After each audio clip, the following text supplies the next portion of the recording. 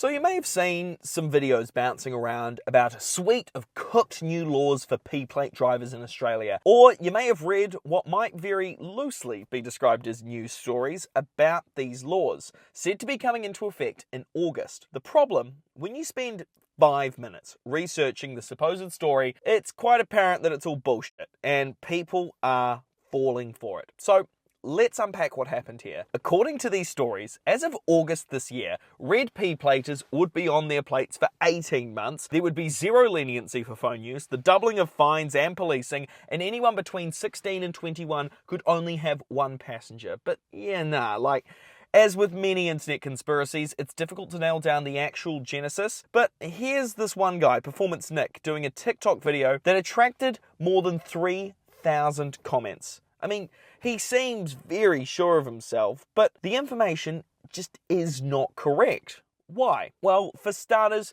state governments have control of the license laws, and you can see the specifics on the government websites. The South Australian government even directly told me that there are no changes planned. There's also the fact that the federal government does not deal with these kinds of road laws. The story has been regurgitated on websites that aren't exactly known for their deep understanding of Australian politics. I mean, here are some of the examples. When you go for your local news, do you tune into War Stop?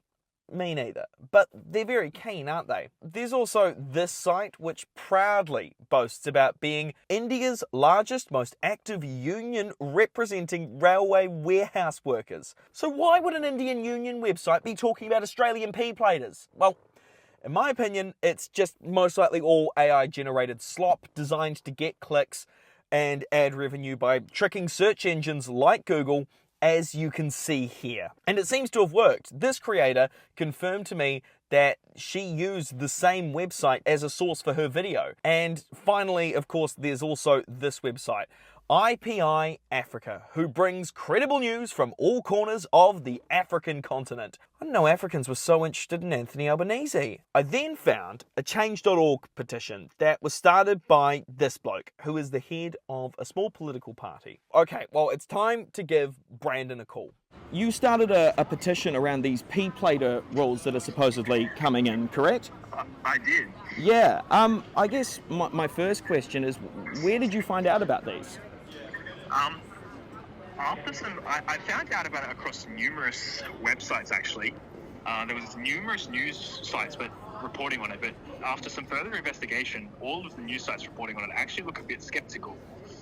I originally found out from Instagram and TikTok, did some research online, but now I'm starting to question whether or not the articles were valid.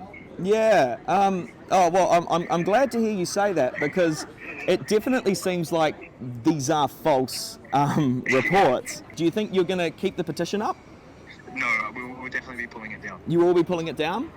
Yeah. Okay, so they were fooled trying to be the first, and it's bitten them on the ass. Meantime, over the weekend, old mate Performance Nick has doubled down after a drive.com.au article came out disproving his video as fake news. And it seems that he'd learnt the error of his ways, posting this video in all his wisdom, doing the work that he should have done beforehand on checking his sources. But then he comes out with this video. This is how I fooled all of Australia and even got a feature in Australia's biggest car website. And instead of just admitting that he was wrong, he decides to act like this was a prank, scaring the audience of P-platers he has, and continues to keep the original video up online even though he knows it's not true.